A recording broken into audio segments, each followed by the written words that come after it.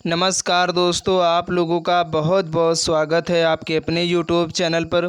दोस्तों, आज की इस वीडियो में जो भी फ्रेंड्स लोग आरपीएफ कांस्टेबल एसआई एग्ज़ाम 2024 की तैयारी कर रहे हैं, उनके लिए दोस्तों हम लेकर के आ गए वर्ल्ड ज्योग्राफी की क्लास नंबर 3। दोस्तों, आज की जो क्लास है आपके आने वाले एग्ज़ाम पॉइंट ऑफ व्यू से बहुत ज़्यादा इंपॉर्टेंट होगी। दोस्तों, अगर बात करें आज की इस वीडियो हम लोग जिस चैप्टर पर बात करने वाले हैं, उस चैप्टर का दोस्तों नाम है विश्व की प्रमुख नहरें। दोस्तों, इस टॉपिक से संबंधित आपके जो प्रीवियस ईयर में एग्जाम हुए हैं रेलवे के द्वारा, उनमें दोस्तों हर एक शिफ्ट में 1 से 2 क्वेश्चन जरूर पूछा गया है। तो दोस्तों, इंपॉर्टेंट टॉपिक है आपके आने वाले एग्जाम के लिए। तो आप लोग जरूर दोस्तों इस वीडियो को एक बार शुरू से लास्ट तक पूरी देखेगा। और दोस्तों, इस टॉपिक से संबंधित आज की इस वीडियो हम लोग टॉप 20 क्वेश्चंस करने वाले हैं। दोस्तों, ये टॉप 20 जो क्वेश्चन है आपके एग्ज़ाम के लिए, हर एक क्वेश्चन आज की इस वीडियो का इंपॉर्टेंट है। तो आप लोग ज़रूर शुरू से लास्ट तक पूरी वीडियो देखिएगा। तो आइए दोस्तों, हम लोग बिना टाइम वेस्ट किए हुए आज की इस बेहतरीन सेशन को स्टार्ट कर लेते हैं। दोस्तों, आपकी स्क्रीन पर फर्स्ट क्वेश्चन है कि पनामा नहर किन दो महासागरों को जोड़ती है। दोस्तों, बहुत बार क्वेश्चन आ चुका है आपके परीक्षा में कि जो पनामा नहर है ये किन दो महासागरों को जोड़ती है आपस में। तो दोस्तों, आपको याद रखना है इस क्वेश्चन का जो राइट आंसर हो जाएगा ऑप्शन बी, प्रशांत महासागर एवं अटलांटिक महासागर को दोस्तों आपस में जोड़ने वाली जो नहर है वो कौन सी है दोस्तों, पनामा नहर है। अगर बात करें दोस्तों इसका जो निर्माण है वो कब हुआ था, तो आप लोग दोस्तों याद रखिए क्योंकि आपके एग्ज़ाम में पूछा जाता है। पनामा नहर का दोस्तों जो निर्माण है,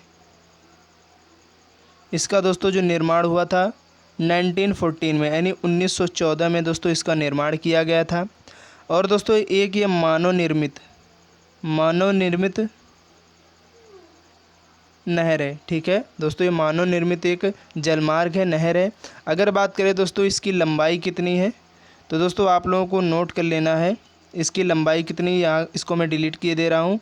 तो दोस्तों पनामा नहर की जो लंबाई है, इसकी अगर दोस्तों लंबाई की बात करें तो आप लोग नोट कर लीजिए 82 किलोमीटर। दोस्तों कितनी है, तो 82 किलोमीटर इसकी लंबाई है।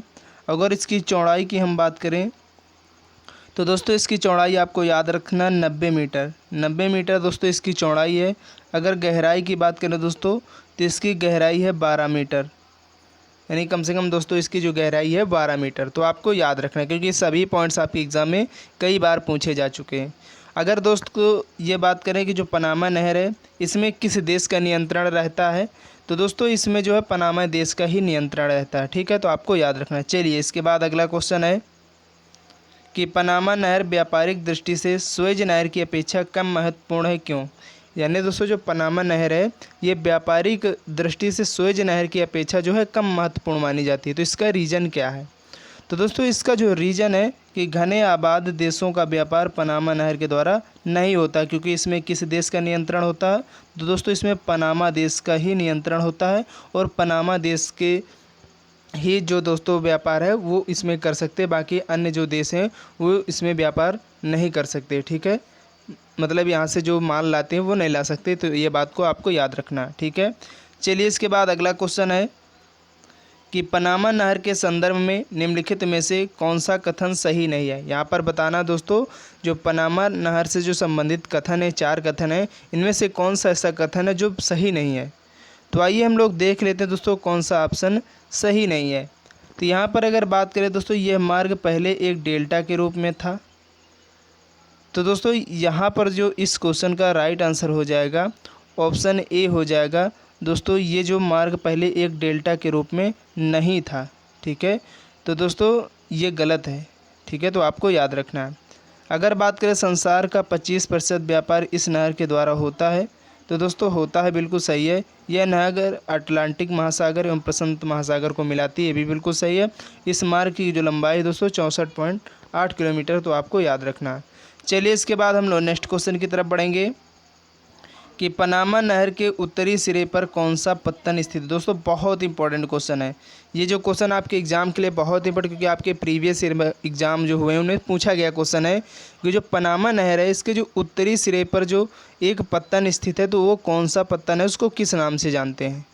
तो दोस्तों उसको किस नाम से जाना जाता है, तो पनामा के नाम से जानते हैं। तो आपको याद रखना इस क्वेश्चन का जवाब ऑप्शन ए करेक्ट हो जाएगा। चलिए इसके बाद नेक्स्ट क्वेश्चन है कि पनामा नहर के दक्षिणी सिरे पर स्थित पत्तन कौन सा है। तो आपको दोस्तों याद रखना, जो पनामा नहर के दक्षिणी सिरे पर जो स्थित पत्तन है उसका दोस्तों क्या नाम है? तो दोस्तों उसका नाम है, आप लोग याद रखिएगा, वह दोस्तों कौन सा पत्तन?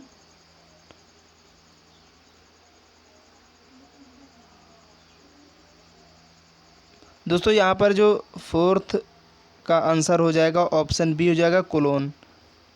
यहाँ पर दोस्तों क्वेश्चन नंबर 4 का जो आंसर होगा वो कोलोन होगा। ठीक है, तो आपको याद रखना है। अगर बात करें दोस्तों यहाँ पर जो है पनामा नहर के जो दक्षिणी सिरे पर स्थित पत्तन है वो आपका पनामा है, तो इस क्वेश्चन का right answer option A correct हो जाएगा। अगर बात करें दोस्तों जो पनामा नहर है ये किसको जोड़ती है? तो लाल सागर को भूमध्य सागर से जोड़ती है, तो आपको याद रखना है। ठीक है, चलिए इसके बाद नेक्स्ट क्वेश्चन है कि विश्व की सबसे बड़ी जहाजरानी नहर कौन सी है? आपके एग्ज़ाम में काफ़ी बार दोस्तों पूछा गया है कि जो विश्व की सबसे बड़ी जहाजरानी नहर है वो कौन सी है? तो दोस्तों आपको याद रखना सुएज नहर। सुएज नहर दोस्तों जो है ये विश्व की सबसे बड़ी जहाजरानी नहर मानी जाती है, तो आपको याद रखना है।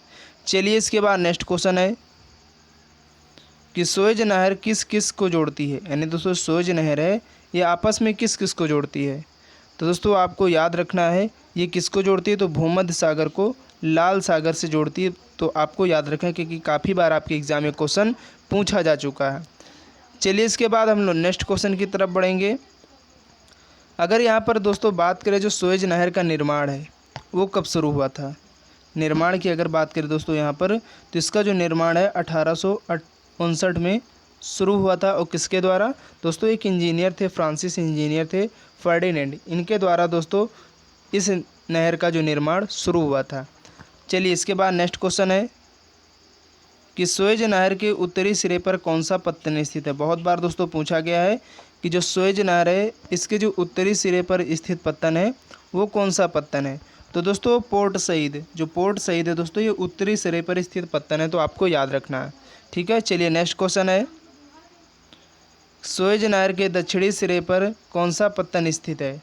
दोस्तों दक्षिणी सिरे पर यानी उत्तरी सिरे पर दोस्तों पोर्ट सईद है, और दोस्तों दक्षिणी जो सिरे पर यहाँ पर बात की गई है वो दोस्तों सुएज है, तो इस क्वेश्चन का right answer option A correct हो जाएगा। चलिए इसके बाद अगला क्वेश्चन है सुएज नहर में झीलों का पूर्णतः अभाव क्यों होता है? दोस्तों यहाँ पर पूर्णतः गलत लिखा हुआ, चलिए इसके बाद कोई बात नहीं, आप लोग इसको सही कर लीजिए। तो दोस्तों सुएज नहर में जो झीलों का पूर्णतः अभाव क्यों होता है, यानी उनका कमी क्यों महसूस होती है? तो दोस्तों इसका एक ही रीज़न है, आपके एग्ज़ाम में पूछा जाता है कि नहर के दोनों किनारों एवं समुद्र तल के जल स्तर में समानता पाई जाती है। इसके वजह से दोस्तों इसमें जो है इस नहर में झीलों का जो है अभाव कम होता है, तो आपको याद रखना है। इसके बाद नेक्स्ट क्वेश्चन है कि सुएज नहर का निर्माण कब प्रारंभ हुआ था? अभी हमने आपको बताया दोस्तों जो सुएज नहर है इसका दोस्तों जो निर्माण है वो कब प्रारंभ हुआ था? तो आपको याद रखना 1859 में, यानी 1859 में दोस्तों इसका निर्माण शुरू हुआ था। और किसके कार्यकाल में, यानी दोस्तों किसके देख रेख में शुरू किया गया था? तो आपको याद रखना दोस्तों फ्रांसीसी इंजीनियर थे, कौन? फर्डिनेंड दोस्तों इनके देख रेख में इस नहर का जो है निर्माण शुरू हुआ था। अगर बात करें दोस्तों इसको बनने में कितना समय, तो 10 वर्षों में दोस्तों ये बनकर कंप्लीट हुई थी, ये भी पूछा जाता है। तो यानी 10 वर्षों की बात करें तो यहाँ 1800 कितना हो जाएगा 69, तो आपको याद रखना। चलिए इसके बाद अगला क्वेश्चन है कि सुएज नहर कब बनकर तैयार हुई? अभी हमने बताया दोस्तों इसका जो निर्माण है 1859 में शुरू हुआ था, 10 वर्ष में बनकर तैयार हुई थी, तो इसमें 10 जोड़ देंगे तो 1869 में कंप्लीट हो जाएगी। तो यहाँ पर इस क्वेश्चन का right answer option B correct हो जाएगा। इसके बाद अगला क्वेश्चन है कि सुएज नहर की लंबाई कितनी? बहुत बार पूछा जाता है दोस्तों इसकी जो लंबाई है वो कितनी है?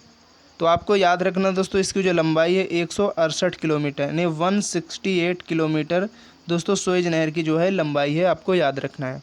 चलिए इसके बाद नेक्स्ट क्वेश्चन है सू नहर निम्नलिखित में से किसको जोड़ती है? यानी सू नहर दोस्तों जो है ये आपस में किस किस को जोड़ती है? तो दोस्तों आपको याद रखना है ये सुपीरियर को ह्यूरन से जोड़ती है, यानी दोस्तों सुपीरियर जो झील है इसको ह्यूरन झील से जोड़ती है आपस में, तो आपको बिल्कुल याद रखना है। इसके बाद नेक्स्ट क्वेश्चन है, कील नहर जोड़ती है आपस में किस किस को। दोस्तों ये आपस में जो जोड़ती हैं ये बहुत पूछे जाते हैं क्वेश्चन, यानी कील नहर किसको आपस में जोड़ती है, तो आपको याद रखना दोस्तों उत्तरी सागर को बाल्टिक सागर से दोस्तों वो कील नहर है जो जोड़ती है उत्तरी सागर को बाल्टिक सागर से। बहुत बार क्वेश्चन आ चुका तो आपको याद रखना है। इसके बाद नेक्स्ट क्वेश्चन है कि कौन सी नहर बाल्टिक सागर को उत्तरी सागर से मिलाती है। देखिए अभी हमने बताया है जो दोस्तों आपकी यहाँ पर कील नहर है वो दोस्तों बाल्टिक सागर को उत्तरी सागर यानी उत्तरी सागर को बाल्टिक सागर से जोड़ती है, तो आपको याद रखना है। नेक्स्ट क्वेश्चन है, क्रा नहर निम्नलिखित में से किस देश में स्थित है। यानी दोस्तों जो क्रा कैनल है तो दोस्तों ये किस देश में स्थित है, तो दोस्तों ये कौन से देश में स्थित है, तो यहाँ पर थाईलैंड में स्थित है। ठीक है, तो इस क्वेश्चन का जवाब ऑप्शन बी करेक्ट हो जाएगा। चलिए इसके बाद अगला क्वेश्चन है कि पनामा जल डमरू मध्य के आर पार नहर खोदने का विचार किसने रखा था। दोस्तों बहुत इंपॉर्टेंट क्वेश्चन है आपके एग्ज़ाम के लिए कि जो पनामा जल डमरू मध्य है इसके आर पार नहर खोदने का जो विचार है वो किसने रखा था, तो आपको याद रखना दोस्तों हमबोल्ट ने रखा था। किसने? हमबोल्ट तो दोस्तों से उन्होंने ही पनामा जो जल डमरू मध्य के आर पार जो नहर खोदने का विचार है वो रखा था, तो आपको याद रखना है। इसके बाद नेक्स्ट क्वेश्चन है कि निम्नलिखित में से कौन सा कथन सही नहीं है। यहाँ पर दोस्तों आपको चेक करना है कि कौन सा ऑप्शन जो है गलत है। तो आइए हम लोग दोस्तों चेक कर लेते हैं। यहाँ पर दोस्तों जो है अगर बात करें कील नहर जर्मनी में है, ये सही है बिल्कुल। यह उत्तरी सागर और बाल्टिक सागर को के बीच में नहीं आपस में जोड़ती है, तो ये ऑप्शन एक करेक्ट है, बिल्कुल सही है। सुएज नहर मिस्र में है, यह लाल सागर को भूमध्य सागर से जोड़ती है, ये भी बिल्कुल सही है। पनामा नहर में यह कैरोबियन सागर या प्रशांत महासागर को जोड़ती है, ये भी सही है। तो दोस्तों अगर बात करें सू नहर स्वीडन में है, नहीं, यह स्टॉकहोम तथा गुटनबर्ग के बीच में, दोस्तों ये गलत है। यहाँ पर इस क्वेश्चन का राइट आंसर यही हो जाएगा, ऑप्शन डी करेक्ट हो जाएगा। चलिए नेक्स्ट क्वेश्चन है कि सुएज नहर के खुलते ही निम्नलिखित में से किसके बीच समुद्री यात्रा का मार्ग छोटा हो गया है। यानी दोस्तों जब से सुएज नहर खुल गई है तो किसके बीच में जो समुद्री यात्रा करने का जो मार्ग है वो छोटा हो गया है, तो दोस्तों आपको याद रखना है यहाँ पर लंदन और चेन्नई के बीच दोस्तों समुद्री यात्रा का जो मार्ग है वो छोटा हो गया सुएज नहर की मतलब खुलने की वजह से, तो आपको याद रखना है। इसके बाद नेक्स्ट क्वेश्चन है कि पनामा नहर सुएज नहर से भिन्न है क्योंकि। यानी दोस्तों जो पनामा नहर है वो सुएज नहर से क्यों अलग है, तो दोस्तों ये इसलिए अलग है, इसमें लॉक जलपास प्रणाली है, ठीक है, इसलिए ये अलग मानी जाती है सुएज नहर से। नेक्स्ट क्वेश्चन है दोस्तों और आज की इस वीडियो का लास्ट क्वेश्चन है 22 कि पनामा नहर का जो निर्माण वो किस वर्ष हुआ था। तो आपको याद रखना क्योंकि काफ़ी बार इसका जो निर्माण वर्ष है वो पूछा गया आपके एग्ज़ाम में कि जो पनामा नहर है इसका जो निर्माण है वो कब किया गया था। तो दोस्तों आपको बिल्कुल याद रखना 1914 यानी 1914 में दोस्तों पनामा नहर का जो निर्माण है वो शुरू किया गया था, तो आपको याद रखना। उम्मीद है दोस्तों आज के इस वीडियो में जो विश्व की प्रमुख नहरें थी उनसे संबंधित दोस्तों जितने भी इम्पोर्टेंट और सिलेक्टेड क्वेश्चन थे सभी हम लोग कवर कर लिए हैं। तो आप लोग ज़रूर वीडियो को लाइक कर देना अगर वीडियो पसंद आई है। तो अगर दोस्तों को ज़्यादा से ज़्यादा अपने इस वीडियो को शेयर कर देना। चैनल में पहली बार आए दोस्तों तो आप लोग चैनल को ज़रूर सब्सक्राइब कर लीजिए क्योंकि हमारे इस चैनल पर आप लोगों को जीके जीएस की आपके एग्ज़ाम के रेलेवेंट से दोस्तों हर एक टॉपिक वाइज क्लास आपको प्रोवाइड की जा रही। तो चलिए दोस्तों नेक्स्ट वीडियो के लिए तब तक के लिए जय हिंद जय भारत।